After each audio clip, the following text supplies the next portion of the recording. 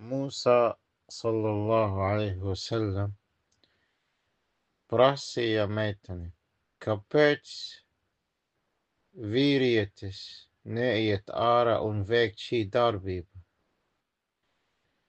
Viņi teica, ka mums nav neviena, kas varētu iet ārā, tāpēc mums ir jāiet, jo mums ir tikai tēvs, un šīs tēvs ir vecs un nespēj veikt šo darbu. Viņš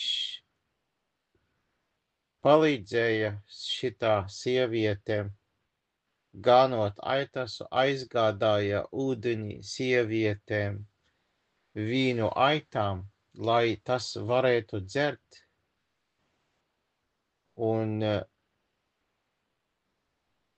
viņš vispār negaidīja neko, viņš iet projām un negaida, lai vienas viņu pateiktos, un negaida nekādu īpašu, slavētu, lai viņi slavētu.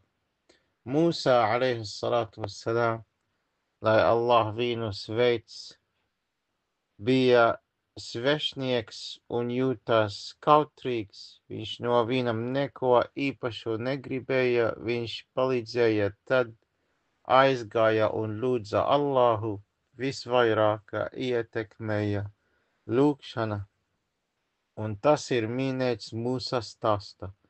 Viņš lūdza, kad nejauši nogalināja vīrieti.